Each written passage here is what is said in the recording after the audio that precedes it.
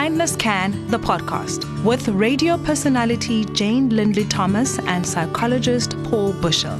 Because every act of kindness, no matter how big or small, can change lives. In this series, Jane and Paul hope to enrich your life by giving you practical tools on how to be kinder in your relationships with yourself, with those around you, at home, work, and in your community. Welcome to another episode of the Kindness Can podcast. Always lovely seeing you, Paulie Bushell. I know. Favorite times of the week. Absolutely.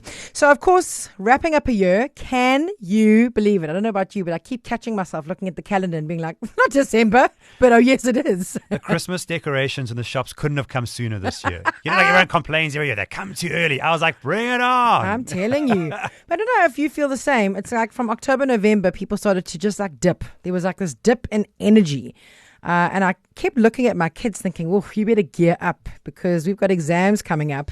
And it really is time to get the party going. started. Yeah. It feels for a lot of learners this year that the fourth term has gone on a long time. And them, like us, their energy, in the room has just been kind of low. And it's been a struggle to get to the end for so many of us. But do you think it's post-pandemic? Because we went into this like bear in a cave hibernation, okay? Now we've come out, the demand certainly feels more. It's demanding. There's so much to do all the time, but the muscle is not necessarily there. Yeah, I mean, I think coming out of the pandemic is certainly part of that. I think there have been also other factors this year that's just made things challenging for people. At the same time, as we go into the holidays and we take stock of our year, I hope we make two columns and we take note of the things that have been hard for us, but we also take the time to note down some of the things that have been wonderful and amazing for us this year. Because when we see it like that, that's energizing as well. So somewhere in your December holiday, I hope that you engage in that kind of activity. But I know for a lot of learners who are wrapping up exams and families are getting ready to sit with the reports, this can be a stressful time of the year. Oh my gosh. I was just talking about this with my mom a few weeks ago, saying I had like severe post-traumatic stress disorder waiting for my matric results to come out, the newspaper. I remember where we were in the Berg. I could draw you a picture of where we were in the Berg. Just waiting to see my name. I just wanted to see my name. But I think for our kids as well, we've always been the parents, and I'm so grateful for my dad for this learning, that we basically fold the report in half. And I really don't care about marks. Really and truly. I mean, I hope that you can pass so that we can keep moving on. But your success for me is so much more valuable in numbers that can't be summed up out of 100.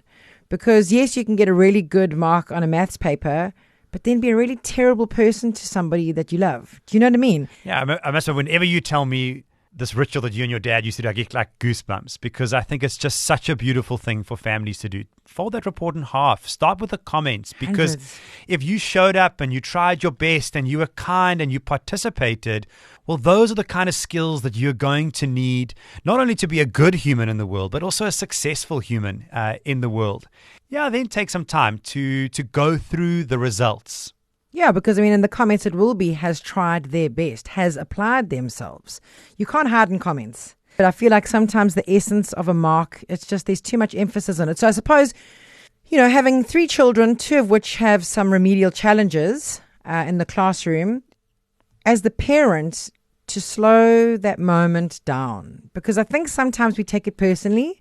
Like either A, we navigated we blinded by the fear of what does this mean for the bigger picture of their lives. Can you remember your grade 5 exams? I can't. So also But what you can remember, which you're tapping into here, Jane, which I think is so important, is some of your parents or the adults in the room's reactions to those results, because that's what you hold on to. So I get it. You and I work in the model, thoughts lead to feelings, feelings lead to behavior. So you're the parent, you open this report card, you're anxious with your child because you really want them to pass, you really want them to do well because you want them to progress in their life. And you see a result which, is a bit shady. That panic thought is going to come storming in. what's going to happen if this maintains? Are they going to be able to get into a post-school tertiary opportunities? How are they going to get a job one day? All those scarcity thoughts are going to come rushing in, which are going to be followed by those overwhelmed, anxious, afraid feelings. I get it, right? But it's your job in the moment, just like you're saying, to drop your anchor and slow that moment down. Because although that feeling makes sense, your reaction in that moment is going to matter more than the actual mark that's on the piece of paper. Well, I think in saying that, for one of my children, the worst thing that could ever happen to them was them repeat a year. At the end of every year, they would say, am I going to fail? Will I be held back? And we'd be like, no. Big fear trigger that for one of my children. And that particular child, about 3 weeks ago, asked for a family meeting for us to sit down because they want to ask if they can have the option of repeating the year. And I was like, where's this come from? Like, what is this about? And the shift and the growth and the maturity of realizing that the reinforcement that can happen in repeating a grade is not a failure. And what I loved even more about it was there was a great kind of focus on the community in which that child felt more buoyant in. And to navigate that at that age, I was just blown away. Whereas for a lot of parents, I think thinking that their child could repeat a year would be like, I failed as a parent. Well, it's about reframing these moments. So instead of seeing them as the end line or the ultimate reflection on who my child is or how they're going to be in the world, reframing these moments as opportunity to grow and learn and understand each other. So let's say you're going through a report card together. Yeah, how can we use this as an opportunity not only to role model reactions which are appropriate in the face of a challenge or something that's not going well, but also getting to know who my child is. Why is that subject hard for you? What did you find hard about it? What does this teach us about who you are as a person? And then how can I support you to do better next year? What can we put in place? How can we grow? So these are actually opportunities to do better as a team, as opposed to kind of being like, this is the final judgment. And it's the same with having to repeat a year.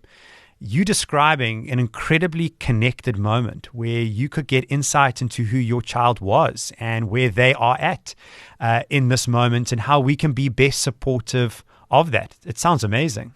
I mean, I know I gave my dad super kudos for folding the remarks, but there were also very traumatizing experiences that my dad used to, probably pre-folding the report in half, he would get a red pen and he would literally go through my report with a red pen and circle all the bad comments.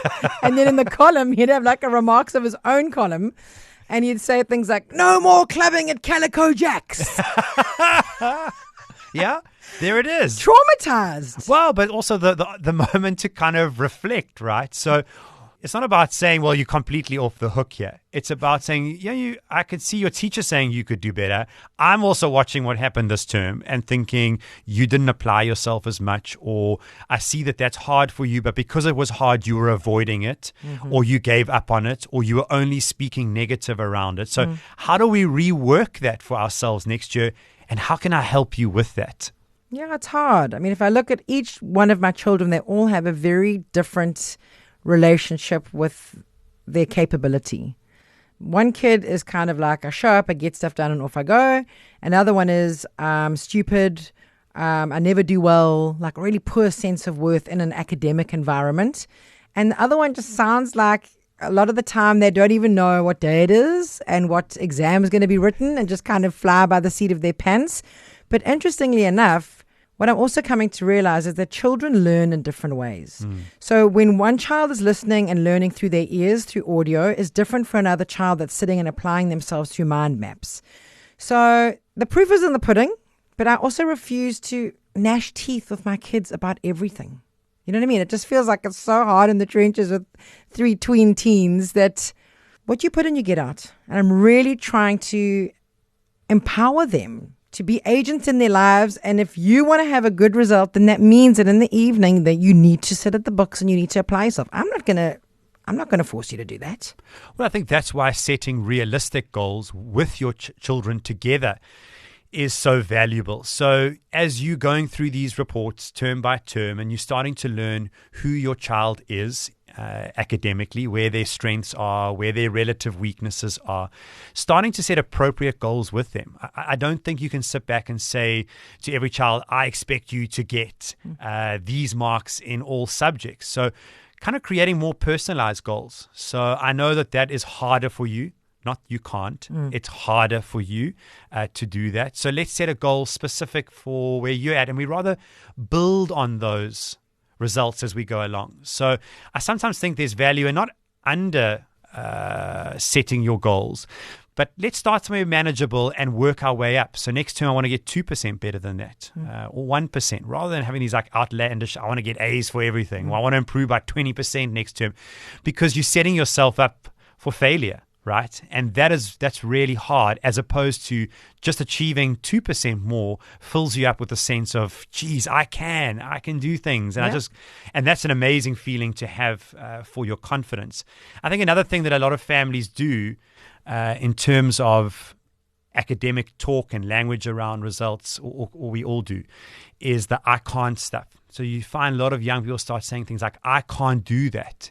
And that's an absolute way of looking at anything. And maths is often one of those subjects that people start saying, I can't do maths. So you catch your children saying that and try reframe that for them. Maths is one of my hardest subjects, or I sometimes find maths hard, but it doesn't mean you can't do it. Yeah. And again, as the parent in the room, I know you're tired, but we have to just keep constantly looking at ways of positively reinforcing. And again, that mark out of 100, if it's not great, is not a result on you as a person. I think we take it seriously sometimes. So to just slow down, take a breath. I mean, I'm okay, and I did really badly at school. Not that I'm here to say don't apply yourself, but there is more to life and success than being an A student. 100%. I was actually having a conversation with my dad yesterday about the fact that, he's done amazingly well in his career, and he's so happy with the way it's gone, and I'm so proud of him for the career that he's had. And he's saying that I sit around boardroom tables with people with all sorts of qualifications, and I just have my matric, and that's been enough for me. And so, but it's the other skills that you bring to the table, what we call those transferable career skills, the way I am with people, the way that I am respectful or kind or supportive or hardworking. Those attributes really matter in the world. And so I hope that those are coming through in your kids' comments, and you're also finding ways this holiday, if their school hasn't, to commend them for those moments in this year. Absolutely. So all the best until we connect again. If you'd like to get hold of us for a school facilitation, work in your team or organization, feel free to go and check out our website, kindnesscan.co.za, or drop me an email, hello@lovejlt.com. Until we connect again. You've been listening to Kindness Can, the podcast. Find out more at kindnesscan.co.za.